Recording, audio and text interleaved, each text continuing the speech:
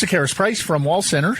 And the Bodog poll question today is Andrei Kuzmenko having the best rookie season ever by a Vancouver Canuck? Yes or no? You can vote at Sekeres Price on Twitter. Bodog, your source, free casino games, poker strategies, and sports odds. A reminder, when you're filling out your bracket for Thursday, 5 seeds have historically been the biggest upsets at the hands of 12 seeds. In fact, only 5 times has all the 5 seeds advanced. So, pick some 12 seeds to advance and take all the points you can with 12 seeds. Like the College of Charleston, getting 5.5 against San Diego State Thursday on your Bodog line of the day. Here he is, our Canucks reporter, Jeff Paterson, one half of the rink-wide duo with Andrew Wadden. They were busy Saturday covering a 4th consecutive victory by the Vancouver Canucks. Jeff, it is a season-high winning streak. Are they turning the corner here? Is this Rick talking hockey?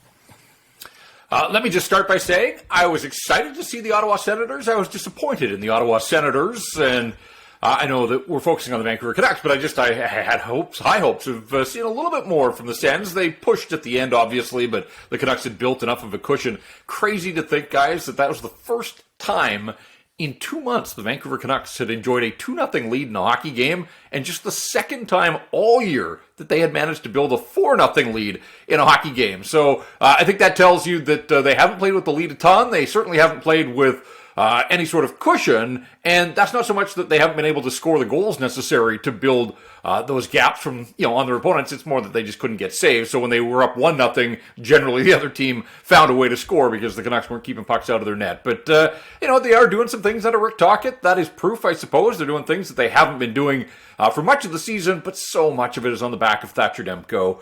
And look, big picture, this is a good news story for him and the hockey club that it hasn't taken him long to regain the form of a year ago when he was an all-star and got a Vezina vote.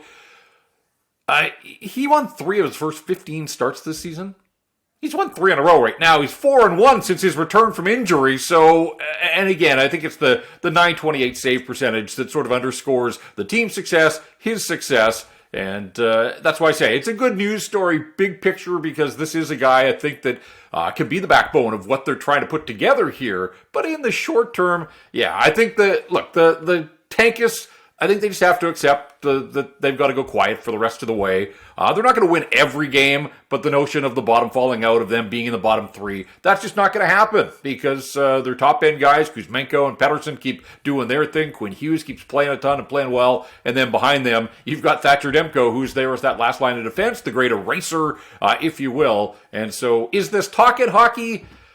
I don't know. I mean, they weren't perfect the other night, and this run of shorthanded success is just bonkers. I mean, there's no other way to describe it. It's not going to last forever, but I keep saying that, and then they go out and they score another shorthanded goal. So go figure right now. But that's unsustainable, but it has been kind of fun for a team that couldn't kill penalties all season long. All of a sudden, I can't get enough of this penalty kill now, not because of what's happening in their own end, but what's happening at the other end of the ice.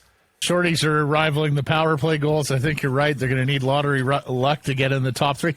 I'll give you Demko, but Jeff, they're also stiffer defensively. I think it was 12 shots through 40 minutes on Saturday. The overall defensive effort, I think, has been a little bit better. The lack of shots is why his save percentage actually hasn't been able to rise on the season much, because it's only at 894 still, despite being 928 since he come back. The sample size on shots isn't big enough. Yeah, and to your point, Matt, there was a sequence late in the first period. I don't know if you remember Brady Tkachuk just turning on the sideboards, Guillaume Brisebois watching him, and it kind of looked like Sidney Crosby turning and trying to shake Brisebois. And to Brisebois' credit, he didn't really bite, but Tkachuk a couple of times looked like maybe he had created a little daylight, some separation. But he didn't have a play because nobody else on the Canucks was drawn into what was going over on the sideboards. Nobody got sucked in by Tkachuk and puck watching. And I thought to myself, all right, earlier in the year, you would have had both defensemen over on the side trying to support each other. You would have had a forward that got drawn out of position. And that's when opponents have been crushing the Canucks with those cross-seam passes. But I thought defensively, the other guys on the ice just stuck to their roles and their jobs, and nobody got drawn in by Brady Tkachuk. So just let them turn, basically corkscrew himself into the ice, and essentially that's what they did. And eventually the play got broken up, and so no damage done there. And I just thought that was an instructive moment that maybe does give you a glimpse that these guys are starting to hear what the coach is preaching. That it's a different voice, obviously, in Rick Tocchet, but let's give some credit to Adam Foote for the work that he's done with this patchwork D and in the defensive zone. So maybe that's one example. It doesn't answer all the questions about the rest of the season and next year, but I just thought, as one example at the very least, I thought that was interesting that everybody just kind of held the fort, did their job, and ultimately there was no damage done. The role players are on a heater too, with Oman and Dakota Joshua and Sheldon Dries with his 10th of the season. They're going to have 10-goal seasons out of Dries and Joshua by the end of the season, with guys like Connor Garland and Besser barely ahead of them. It's stunning. Yeah, and look, I am starting to slowly revisit my thoughts on Nils Aman here. And this guy's been a win for the Vancouver Canucks to get a guy that was a European free agent that Colorado didn't want, to get NHL games out of him right from the start. But then they had to send him down to the farm and to regain his confidence, get a few puck touches. Whatever the case, he has come back. This guy had 5 points in those 35 games that he played before he got sent down midseason. He's got 6 points in his return. They're not numbers that are going to blow you away, but they do indicate some progress, I think, at the very least, some confidence. And for whatever reason, you've got, this lanky Swede, and you've got sort of this burly U.S. college product in Joshua, and they have formed this bond that, there's undeniable chemistry. They seem to think the game the same way, play the game the same way. We touched on it last week. The danger is that the organization's going to think that they're a little bit more than they are. I do think that they profile as a really good fourth line when this team starts to make some progress. So the question is, how do they build up around them and ahead of them, I suppose. And look, Sheldon Dries getting 10 goals, all the credit in the world to this guy. He's just kind of kept his head down, gone about his business. He's played every game under Rick Tocchet when they have had a Jack Studnicka who's looking for ice time, and Dries has found a way to stay in the lineup, be productive. But it does cut both ways because, people are saying, hey, 10 goals, great depth scoring.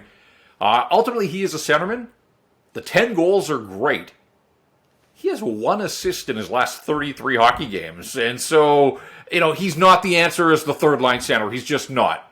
To me, he can be a depth guy on this team. He's 28 years of age. He probably is kind of what he is in terms of rounding out his game and developing a little bit more. But, one of the great quirky statistics of this season will remain that he's got twice as many power play goals as Elias Paterson. So, go figure that. But, 4 power play goals among his 10. So he's been productive on the second unit there. But just in terms of, could he be the third line center? No, this team has to get better. It needs more on the back end. It needs more. And so, look, if Sheldon Dries remains in the organization and is a quad A guy and up and down and can plug holes for you, great. But I just don't think anybody can fall in love with the idea that Sheldon Dries can be the third-line center on a team that is trying to get some traction here and obviously improve to become a playoff team and then ultimately a contender. Given that, Jeff, are you surprised we're seeing contract extensions for the likes of Brisebois and Di Giuseppe and all that? I mean, they turned over the entirety of the fourth line last year with Oman and Joshua, and they seem quite content to re-sign all of Jim Benning's depth players here. Yeah, Brisebois has just been obviously a loyal battler for this organization, guy that keeps his head down, doesn't say anything, and just plays well. Honestly, when you look at the underlying numbers, he has been one of, if not the best penalty killers on the Vancouver Canucks in his short term here, and that's an area of need, let's be honest here, and I do wonder if they take that into account. I know Patrick Allvin, when they made the signing last week, the line in the press release said, they expect him to battle for a roster spot. You're going to say that about anybody, I suppose, but I am curious that that's kind of an under-the-radar area that he has come in. Again, it's not flashy, but their penalty kill has improved, and in these last 10 games, I believe the penalty kill is up around 84%. We know it's still in the high 60s for the season, so there has been improvement beyond the shorthanded goals. The shorthanded goals are great and fun, but they're doing a pretty nice job. In the last 10 games, the Canucks have scored 7 shorthanded goals. They've only given up 5 to the opposing power plays, so they're doing it at both ends of the ice when they're a man short here, and kind of quietly, Guillaume Brisebois has been a part of that. What that means for him moving forward, I don't know. But I'm not surprised that they rewarded him with the loyalty, 2-way deal in the first year, and then the security, finally, after all these years for him, NHL money in that final year of the 2-year contract. The Di Giuseppe one was a little curious to me, just the timing of it here. I guess they were trying to show him a little bit of loyalty as well. But it's important to remember with the PDG, he's going to be 30 on opening night next year. So much talk about trying to find guys in that 25, 26 range. You're not going to have an entire team of 25-year-olds, I understand that. And look, 30 is not ancient. Certainly the role that he plays, and he hasn't played, there's not a huge log of games in the National Hockey League over his career. He's been all right, but he's also been on the second line with JT Miller, and he's got 2 goals and 4 points, and he is not a top 6 guy. He's essentially a placeholder for Mikheyev right here, right now. But then the question becomes, all right, if he's going to be on your NHL roster, where does he slot in? Could he form an effective line with Amon and Joshua, 3 big bodies that all kind of play that straight line? To me, I think you have to, it's not about the guy that we're seeing in the here and now occupying a second line role on the Vancouver Canucks down the stretch here. It's where does he slot in? And the fact that it's a 2-way deal, I think he understands that he may be part of that Abbotsford shuttle. Again, if you have to call him up, he has proven. Rick Tocchet name checks him all the time. He likes the north-south game. But I think the 2-way nature of the contract indicates that they still see him as he is, which is a depth guy. He's been really good in Abbotsford. I think he could be a veteran presence on your farm team. We know how much they want to continue to build out the player development, and so to having those kinds of true professionals that show up and compete and play hard, and then they're ready when they get the call. But the timing was a little surprising. This could have been done, I would have thought, between the end of the season and him hitting unrestricted free agency. I can't imagine there's a massive demand. And I thought it was interesting, too. I saw Chris Gear, the Canucks former AGM, on Twitter pointing out that with the high AHL salary, that probably would scare other teams away if the Canucks try to squeeze him through waivers. That, $500,000 on an AHL contract, usually teams just want to get in and poach, and they don't want guys with a lot of term. And so maybe in doing that there was a little method to the madness here that, for the first year at least of the contract, it almost builds in security that you can get him up and down to Abbotsford if he requires waivers. Somebody's going to be disappointed at the bottom end of the roster here. By the way, on the Philly, they also had different points of the season where PDG could have been brought up to the roster, like there was an opening, and they opted for other guys. So all of a sudden, all this outpouring of love for PDG, again, at the age of 30 is a little odd to me. But with Aidan McDonough likely coming here sometime soon, somebody's going to be disappointed at the bottom of the roster. Somebody who's been doing their job to some degree, unless it's just a Jack Studnicka move. Well, I would counter to that, Blake, with I'm not sure that it's going to be the bottom of the lineup that's all that disappointed. Where does Aidan McDonough slot in? They're going to get him NHL games. That's just part of, turning a guy pro. I think they want to put him in a position to succeed. I just mentioned PDG playing with JT Miller. Could you slot him in there and set him up and give him an NHL centerman and a guy that's playing pretty well for the Canucks right now? But I also wonder, and I'm a little worried, is it going to be Podkolzin? Is it going to be Kravtsov? Like we've talked about the evaluation and trying to get some of these younger guys. Like, is that it? Are they going to come out of the lineup and make room for McDonough? But I also wonder if you saw or heard Rick Tocchet's comments about Brock Besser after the morning skate on Saturday, and he talked about they've given Besser opportunities, but he's got to forecheck harder, that they need more out of him. They believe there's more there, but at the same time that if he doesn't respond, that other guys are chomping to get some of those minutes. And I thought, that's curious. Like, could it be a Brock Besser or a Connor Garland that has to sit down to make way for this high-profile college guy that they're turning pro? Now, Besser and Garland are both righties, and McDonough's a left shot, so maybe that spares them in the short term, but we've seen Garland play both left and right. Besser's sort of exclusively a right winger. But I am curious, would that be, remember how close it got on Hockey Fights Cancer Night to Brock Besser being a healthy scratch. These games don't mean anything in the grand scheme to the Vancouver Canucks. We're running out of daylight in terms of what's left on the schedule here. Could there be some tough love ahead for one or both of these underperforming wingers that really, haven't delivered for the Vancouver Canucks? So I am yes, I'm interested to see Aidan McDonough, but I'm also really interested to see how does Aidan McDonough get in the lineup, because it's a winning lineup. We know that Rick Tocchet has sort of fallen in love with some of these other guys. I can't imagine Dakota Joshua's job is in jeopardy in the short term, or Nils Amon, and as much as they like PDG, again, I think he should be a little lower in the lineup. So that to me is as interesting as McDonough and what he looks like at the pro game. How do they get him into the lineup, and who takes the hit? Well, you mentioned sort of the tough love or tough words for Besser coming out of Tocchet, and yet, Blake, you were mentioning It seems incongruous that maybe he has a change of heart and wants to stay here, but that might be a function of, the rest of the league have had their crack here at Brock Boeser, at least on this contract, for the last few months. And as we know, no takers there. Yeah, and we went through all of last year's offseason cycle, and I think they tried to shed some salary, and I'm pretty sure he was part of that. And obviously the storyline with his father and the compassionate grounds, and they re-upped with him, and I think they believed that there would be a bounce back. But then we get through the trade deadline, and now I imagine that the talk will heat up again.